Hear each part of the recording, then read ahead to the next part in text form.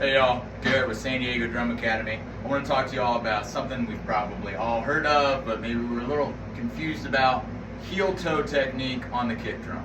Okay, so what is it and how do we use it, right? The whole purpose of heel-toe, very similar to molar technique, is based on efficiency. Okay, so like molar technique, we're using one stroke and getting two notes out of it. Same as heel-toe technique. So what we'll do, instead of just using our anterior tibialis to play every note on the kick drum pedal like this,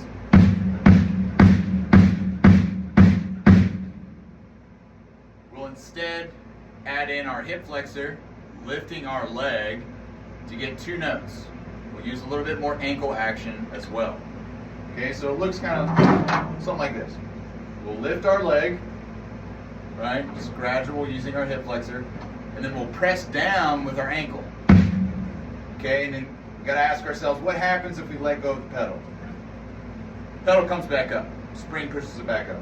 So we lift up the leg, press down with our ankle, and then as that pedal comes back up, we release the hip flexor and we use the ball of our foot on the fulcrum of the pedal to get that second note.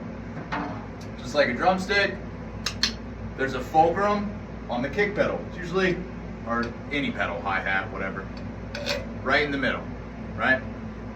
We always want to be playing on that fulcrum. So if you're looking at your pedal, down towards the bottom, there's a little base, there's a pin with a hinge, and then there's the rest of the pedal that either, attaches to a chain or a bell or direct drive, whatever type of pedal that you're using. And there's a fulcrum right in there. So we want to have our heel towards the back of the pedal on that base, and we want to be using the ball of the foot right on that fulcrum. So, I see a lot of wild stuff with different kick drum technique. There's people who like to swivel. There's people who just kind of tense up and flex and play every note with their leg lifted up. But the whole purpose of heel-toe is relaxed control. Okay, so trying to get two notes out of one stroke, efficiency. So again, we lift up the leg, we press down with the toe, and then we let go with the leg, and as the pedal comes back up, we press down again with the ball of the foot. Now it's called heel-toe. We're not using our toes and we're not using our heel. We really just want to use the ball of the foot. Okay? So we lift up with the leg, we press down with the ankle and the ball of the foot on the fulcrum of the pedal. Then we release the leg and the ankle, it slightly comes back up to get that second note. And we want to make sure that we're not, just overall kick drum etiquette. We don't want to bury the bead into the head.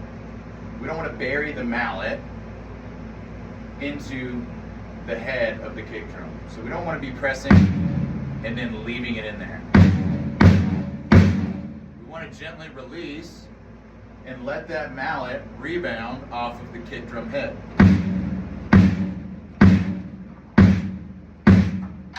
So the reason why is the sound, right? We want to perfect every sound on every instrument that we have in front of us.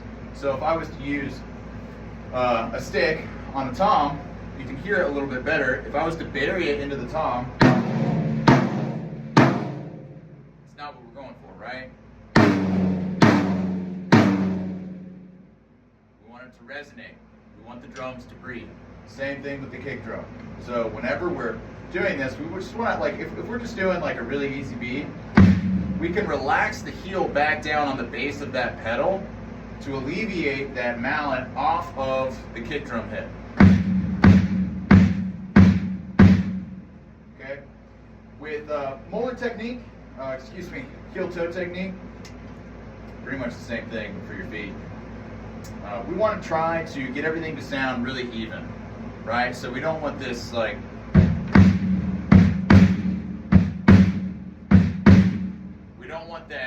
accent tap type thing going on. We want it to be nice and even.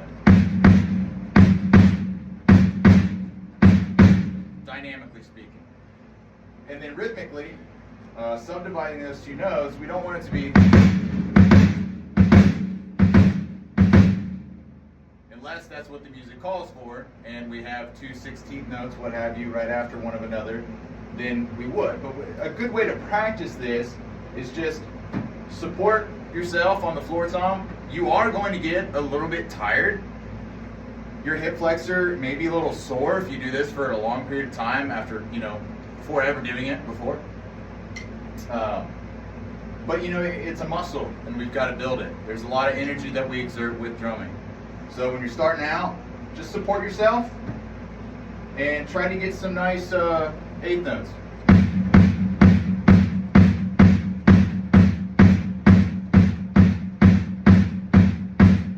Use the metronome, obviously. Good exercise I like to do is half time, then double time.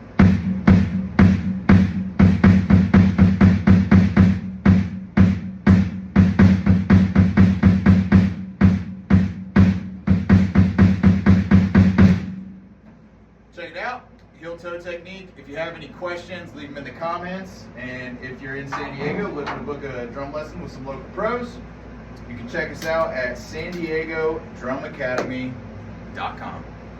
Thanks, y'all. Be good.